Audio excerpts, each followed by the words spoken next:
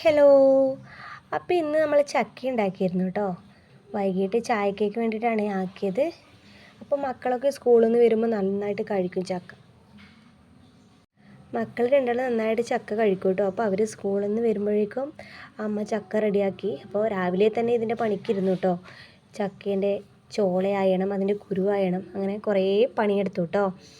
അപ്പോൾ ചക്ക അമ്മ വേവിക്കാൻ വേണ്ടിയിട്ട് വെച്ചിട്ടുണ്ട്. കുറച്ച് ഉപ്പ് ഇട്ടിട്ടുണ്ട്, അതിൽ കുറച്ച് വെള്ളം മാത്രമേ ഒഴിക്കാവൂ. അധികമായാൽ ചക്ക നല്ലോണം ഉടയാൻ ചാൻസ് ഉണ്ട് കേട്ടോ.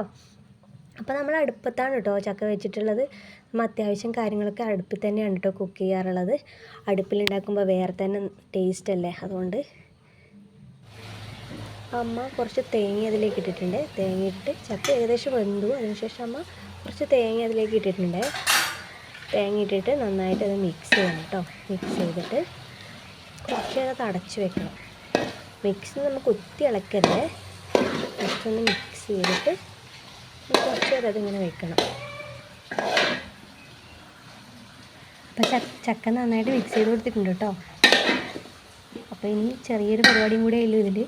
കുറച്ച് കടുകും കുറച്ച് ഉഴുന്നുപരിപ്പും പിന്നെ കുറച്ച് വറ്റൽമുളകും കുറച്ച് കറിവേപ്പില ഇട്ടിട്ട് നന്നായിട്ട് മൂപ്പിച്ചെടുക്കണം. എന്നിട്ട് അതിലേക്ക് മിക്സ് ചെയ്യണം കേട്ടോ. അപ്പോൾ പുറത്ത് നല്ല മഴയൊക്കെ പെയ്യുന്നുണ്ട് കേട്ടോ.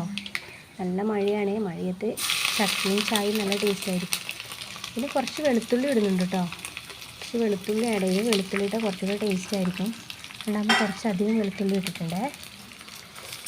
മഴയത്ത് നല്ല രസമല്ലേ ചക്കയും ചായയും കുടിക്കാൻ വേണ്ടിയിട്ട്. അപ്പോൾ മക്കൾക്ക് ഭയങ്കര ഇഷ്ടമാണ് കേട്ടോ ഇതുണ്ടാക്കുന്നതെന്ന്.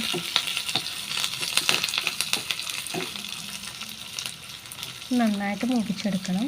ആവശ്യത്തിലധികം കറിവേപ്പിലൊക്കെ ഇട്ടിട്ട് മിക്സ് ആക്കിയിട്ടുണ്ടാകും. നമ്മുടെ ഇവിടെ പറമ്പിലൊക്കെ ഇഷ്ടംപോലെ കറിവേപ്പില ഉണ്ട് കേട്ടോ. അതുകൊണ്ട് നമ്മൾ ആവശ്യത്തിലധികം ഇടും. ഇഷ്ടംപോലെ ഇടും കറിവേപ്പില.